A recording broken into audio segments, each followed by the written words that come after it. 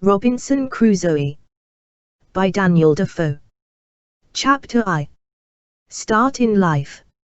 I was born in the year 1632, in the city of York, of a good family, though not of that country, my father being a foreigner of Bremen, who settled first at Hull.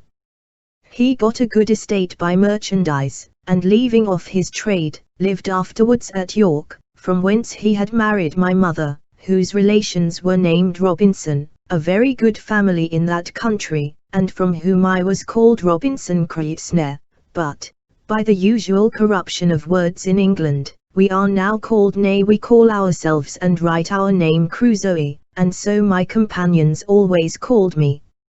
I had 2 elder brothers, one of whom was lieutenant colonel to an English regiment of foot in Flanders, formerly commanded by the famous Colonel Lockhart, and was killed at the battle near Dunkirk against the Spaniards. What became of my second brother I never knew, any more than my father or mother knew what became of me. Being the 3rd son of the family and not bred to any trade, my head began to be filled very early with rambling thoughts. My father, who was very ancient, had given me a competent share of learning, as far as house education and a country free school generally go, and designed me for the law, but I would be satisfied with nothing but going to sea, and my inclination to this led me so strongly against the will, nay, the commands of my father, and against all the entreaties and persuasions of my mother and other friends, that there seemed to be something fatal in that propensity of nature, tending directly to the life of misery which was to befall me. My father, a wise and grave man, gave me serious and excellent counsel against what he foresaw was my design. He called me one morning into his chamber, where he was confined by the gout, and expostulated very warmly with me upon this subject.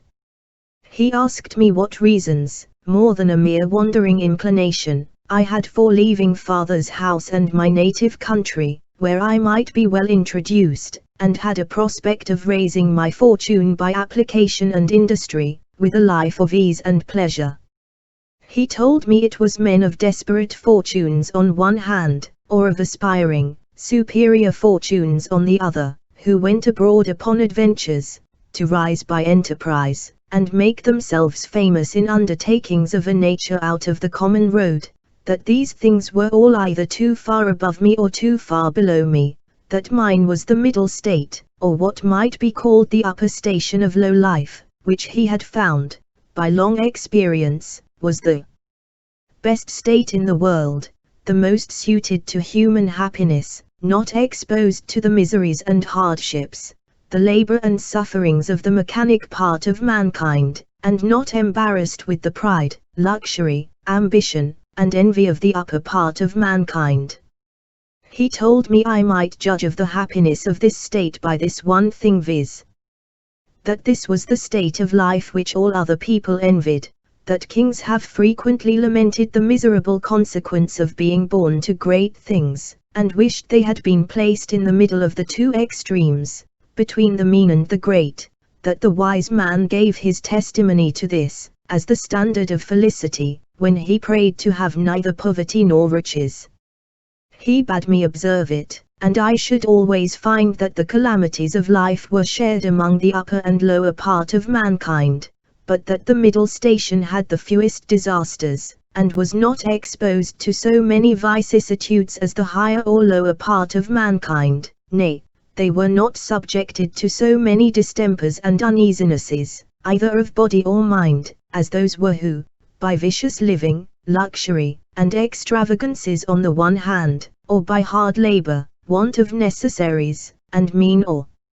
insufficient diet on the other hand, bring distemper upon themselves by the natural consequences of their way of living, that the middle station of life was calculated for all kind of virtue and all kind of enjoyments, that peace and plenty were the handmaids of a middle fortune, that temperance, moderation, quietness, health, society, all agreeable diversions, and all desirable pleasures, were the blessings attending the middle station of life, that this way men went silently and smoothly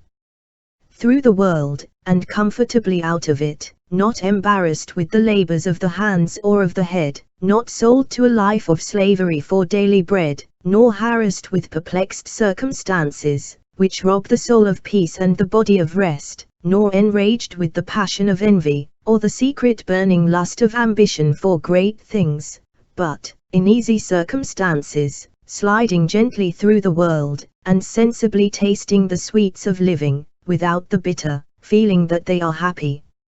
and learning by every day's experience to know it more sensibly. After this he pressed me earnestly, and in the most affectionate manner, not to play the young man, nor to precipitate myself into miseries which nature, and the station of life I was born in, seemed to have provided against, that I was under no necessity of seeking my bread, that he would do well for me, and endeavor to enter me fairly into the station of life which he had just been recommending to me, and that if I was not very easy and happy in the world, it must be my mere fate or fault that must hinder it, and that he should have nothing to answer for, having thus discharged his duty in warning me against measures which he knew would be to my hurt. In a word, that as he would do very kind things for me if I would stay and settle at home as he directed, so he would not have so much hand in my misfortunes as to give me any encouragement to go away, and to close all. He told me I had my elder brother for an example, to whom he had used the same earnest persuasions to keep him from going into the Low Country wars, but could not prevail, his young desires prompting him to run into the army, where he was killed, and though he said he would not cease to pray for me, yet he would venture to say to me, that if I did take this foolish step, God would not bless me, and I should have leisure hereafter to reflect upon having neglected his counsel when there might be none to assist in my recovery. I observed in this last part of his discourse, which was truly prophetic, though I suppose my father did not know it to be so himself. I observed the tears run down his face very plentifully, especially when he spoke of my brother who was killed, and that when he spoke of my having leisure to repent, and none to assist me, he was so moved that he broke off the discourse, and told me his heart was so full he could say no more to me. I was sincerely affected with this discourse, and, indeed, who could be otherwise? And I resolved not to think of going abroad any more, but to settle at home according to my father's desire. But alas! A few days wore it all off, and, in short, to prevent any of my father's further importunities, in a few weeks after I resolved to run quite away from him. However, I did not act quite so hastily as the first heat of my resolution prompted, but I took my mother at a time when I thought her a little more pleasant than ordinary, and told her that my thoughts were so entirely bent upon seeing the world that I should never settle to anything with resolution enough to go through with it, and my father had better give me his consent than force me to go without it, that I was now 18 years old, which was too late to go apprentice to a trade or clerk to an attorney, that I was sure if I did I should never serve out my time, but I should certainly run away from my master before my time was out, and go to sea, and if she would speak to my father to let me go one voyage abroad, if I came coming again, and did not like it, I would go no more, and I would promise, by a double diligence, to recover the time that I had lost. This put my mother into a great passion. She told me she knew it would be to no purpose to speak to my father upon any such subject, that he knew too well what was my interest to give his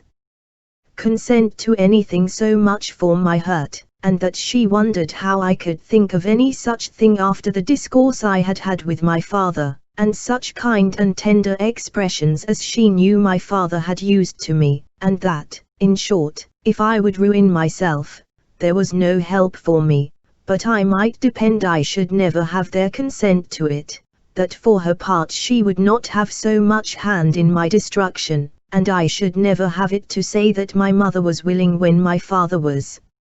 not. Though my mother refused to move it to my father, yet I heard afterwards that she reported all the discourse to him, and that my father, after showing a great concern at it, said to her, with a sigh, that boy might be happy if he would stay at home, but if he goes abroad, he will be the most miserable wretch that ever was born. I can give no consent to it. It was not till almost a year after this that I broke loose, though, in the meantime, I continued obstinately deaf to all proposals of settling to business, and frequently expostulated with my father and mother about their being so positively determined against what they knew my inclinations prompted me to. But being one day at Hull, where I went casually, and without any purpose of making an elopement at that time, but, I say, being there, and one of my companions being about to sail to London in his father's ship, and prompting me to go with them with the common allurement of seafaring men, that it should cost me nothing for my passage, I consulted neither father nor mother any more, nor so much as sent them word of it, but leaving them to hear of it as they might, without asking God's blessing or my father's, without any consideration of circumstances or consequences, and in an ill hour, God knows, on the 1st of September, 1651, I went on board a ship bound for London. Never any young adventurer's misfortunes, I believe, began sooner, or continued longer than mine. The ship was no sooner out of the Humber than the wind began to blow and the sea to rise in a most frightful manner, and, as I had never been at sea before, I was most inexpressibly sick in body and terrified in mind. I began now seriously to reflect upon what I had done, and how justly I was overtaken by the judgment of heaven for my wicked leaving my father's house, and abandoning my duty. All the good counsels of my parents, my father's tears and my mother's entreaties, came now fresh into my mind, and my conscience, which was not yet come to the pitch of hardness to which it has since, reproached me with the contempt of advice, and the breach of my duty to God and my father. All this while the storm increased, and the sea went very high, though nothing like what I have seen many times since, no, nor what I saw a few days after, but it was enough to affect me then, who was but a young sailor, and had never known anything of the matter. I expected every wave would have swallowed us up, and that every time the ship fell down, as I thought it did, in the trough or hollow of the sea, we should never rise more. In this agony of mind, I made many vows and resolutions that if it would please God to spare my life in this one voyage, if ever I got once my foot upon dry land again, I would go directly home to my father, and never set it into a ship again while I lived, that I would take his advice, and never run myself into such miseries as these any more. Now I saw plainly the goodness of his observations about the middle station of life, how easy, how comfortably he had lived all his days, and never had been exposed to tempests at sea or troubles on shore, and I resolved that I would, like a true repenting prodigal, go home to my father.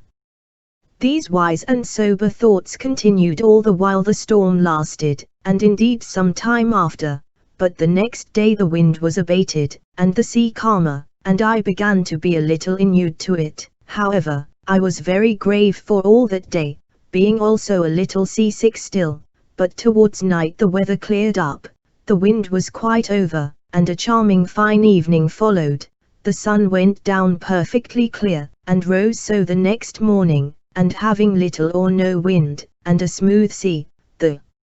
sun shining upon it, the sight was, as I thought, the most delightful that ever I saw. I had slept well in the night, and was now no more seasick, but very cheerful, looking with wonder upon the sea that was so rough and terrible the day before, and could be so calm and so pleasant in so little a time after. And now, lest my good resolutions should continue, my companion, who had enticed me away, comes to me. "Well, Bob," says he, clapping me upon the shoulder, "how do you do after it? I warrant you were frighted, weren't you, last night, when it blew but a capful of wind?" "A capful do you call it?" said I. "'Twas a terrible storm." "A storm, you fool you," replies he, "do you call that a storm? Why, it was nothing at all, give us but a good ship and sea room, and we think nothing of such a squall of wind as that, but you're but a fresh-water sailor, Bob. Come, let us make a bowl of punch, and we'll forget all that. Do ye see what charming weather 'tis now?"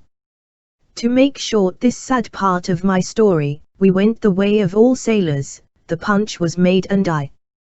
was made half drunk with it, and in that one night's wickedness I drowned all my repentance, all my reflections upon my past conduct, all my resolutions for the future.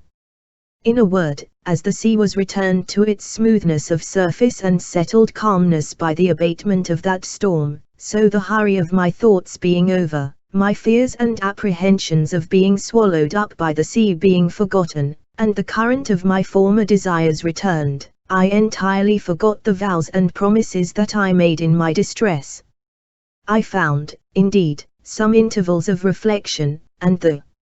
serious thoughts did, as it were, endeavor to return again sometimes, but I shook them off, and roused myself from them as it were from a distemper, and applying myself to drinking and company, soon mastered the return of those fits, for so I called them, and I had in 5 or 6 days got as complete a victory over conscience as any young fellow that resolved not to be troubled with it could desire.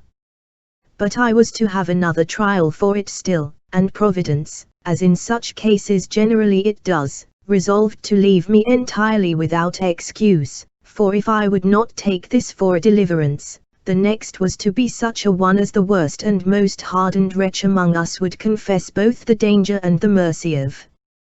The 6th day of our being at sea we came into Yarmouth Roads, the wind having been contrary and the weather calm. We had made but little way since the storm. Here we were obliged to come to an anchor, and here we lay, the wind continuing contrary, viz. at southwest for 7 or 8 days, during which time a great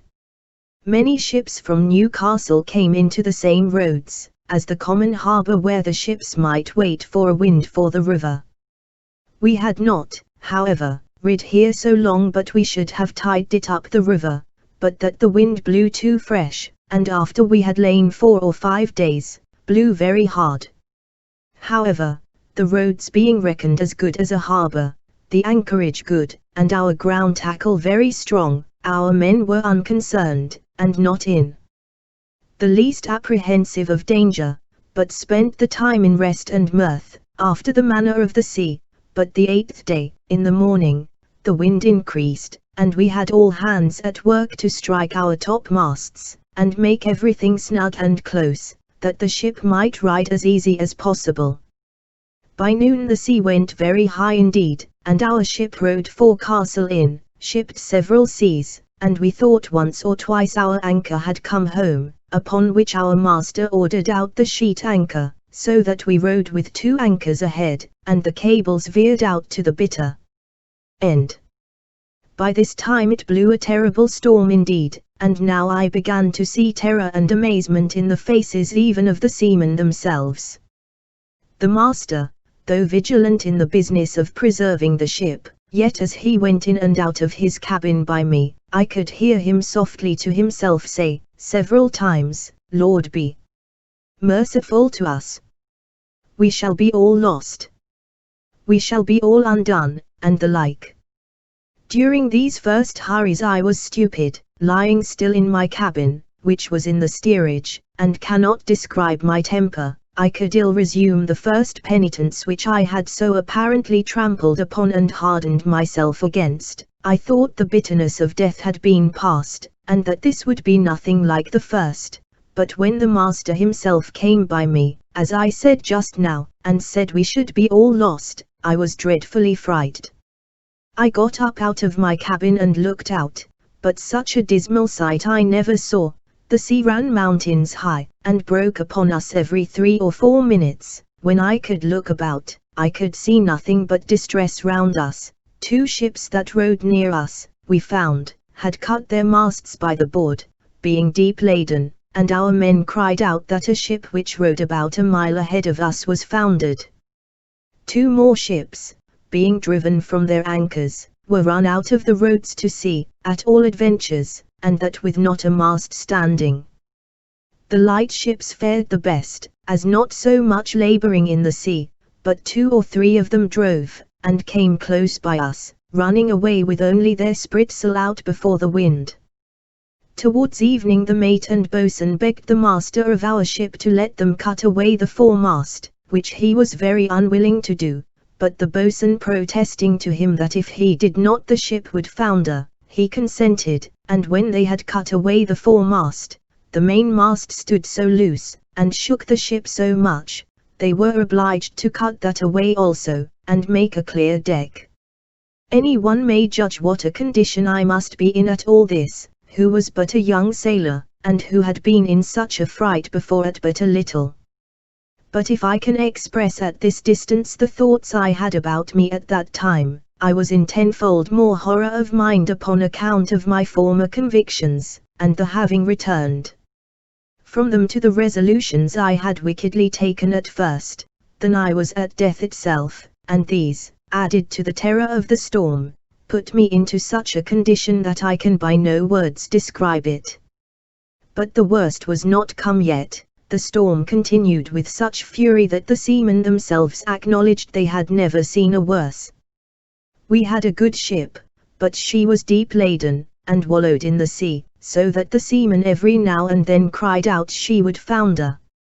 It was my advantage in one respect, that I did not know what they meant by founder till I inquired.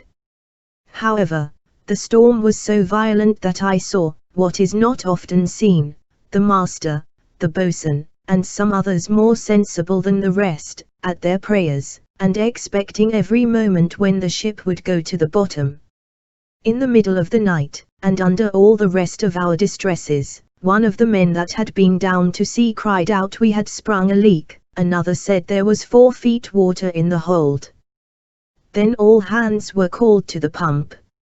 At that word, my heart, as I thought, died within me, and I fell backwards upon the side of my bed where I sat, into the cabin. However, the men roused me, and told me that I, that was able to do nothing before, was as well able to pump as another, at which I stirred up and went to the pump, and worked very heartily. While this was doing the master, seeing some light colliers, who, not able to ride out the storm were obliged to slip and run away to sea, and would come near us, ordered to fire a gun as a signal of distress. I, who knew nothing what they meant, thought the ship had broken, or some dreadful thing happened. In a word, I was so surprised that I fell down in a swoon. As this was a time when everybody had his own life to think of, nobody minded me, or what was become of me, but another man stepped up to the pump, and thrusting me aside with his foot, let me lie, thinking I had been dead, and it was a great while before I came to myself. We worked on, but the water increasing in the hold, it was apparent that the ship would founder, and though the storm began to abate a little, yet it was not possible she could swim till we might run into any port, so the master continued firing guns for help, and a light ship, who had rid it out just ahead of us, ventured a boat out to help us. It was with the utmost hazard the boat came near us, but it was impossible for us to get on board, or for the boat to lie near the ship's side, till at last the men rowing very heartily, and venturing their lives to save ours, our men cast them a rope over the stern with a buoy to it, and then veered it out a great length, which they, after much labor and hazard, took hold of, and we hauled them close under our stern, and got all into their boat. It was to no purpose for them or us, after we were in the boat, to think of reaching their own ship, so all agreed to let her drive, and only to pull her in towards shore as much as we could, and our master promised them, that if the boat was staved upon shore, he would make it good to their master. So partly rowing and partly driving, our boat went away to the northward, sloping towards the shore almost as far as Winterton Ness.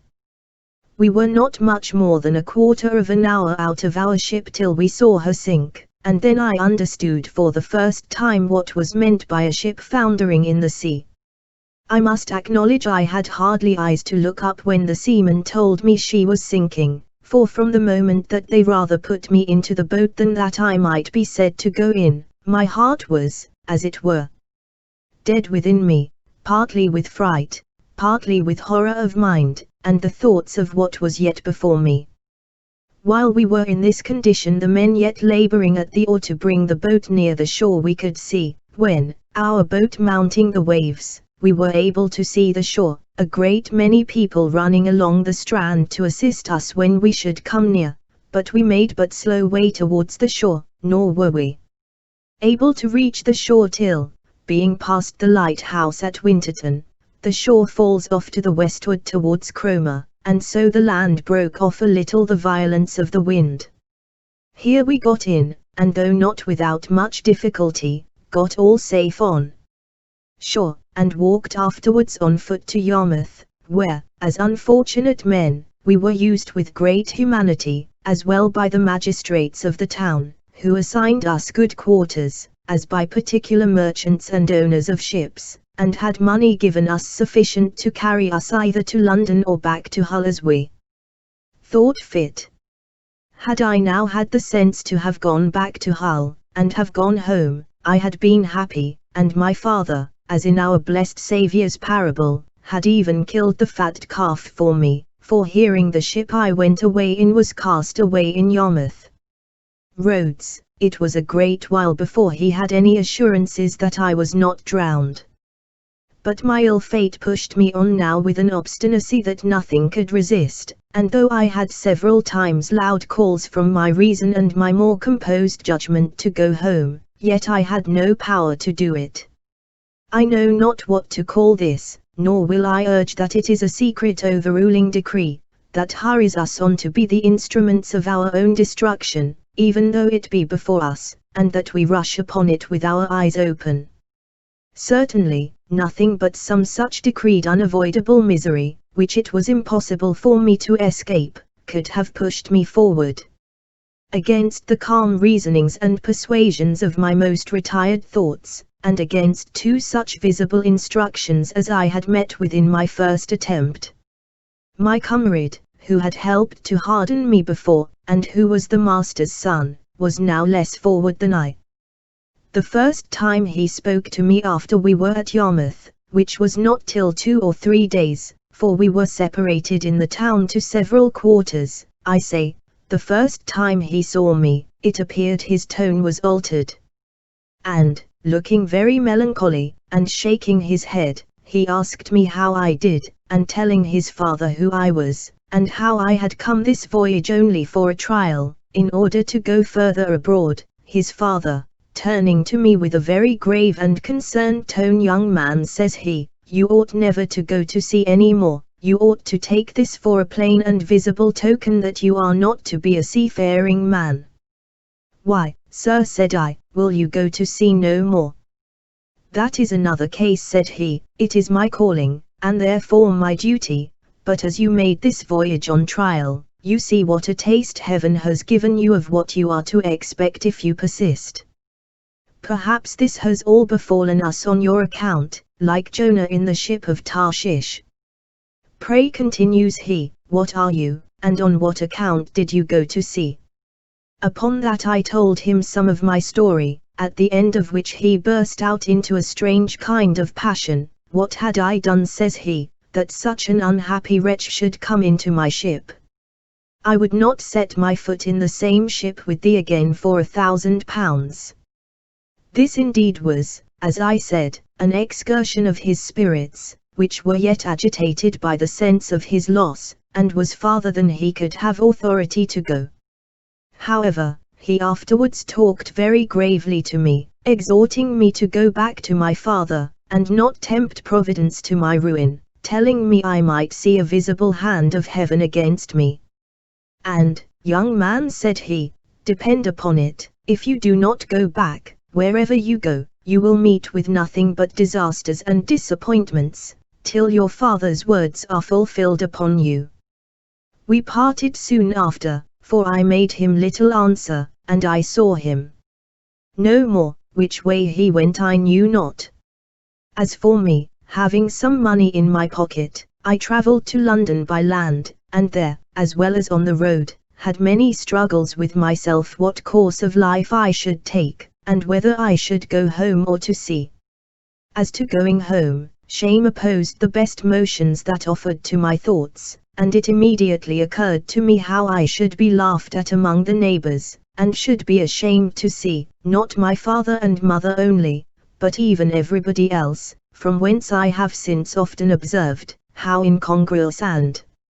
irrational the common temper of mankind is, especially of youth, to that reason which ought to guide them in such cases, viz. That they are not ashamed to sin, and yet are ashamed to repent, not ashamed of the action for which they ought justly to be esteemed fools, but are ashamed of the returning, which only can make them be esteemed wise men. In this state of life, however, I remained some time, uncertain what measures to take, and what course of life to lead. An irresistible reluctance continued to going home, and as I stayed away a while, the remembrance of the distress I had been in wore off, and as that abated, the little motion I had in my desires to return wore off with it, till at last I quite laid aside the thoughts of it, and looked out for a voyage,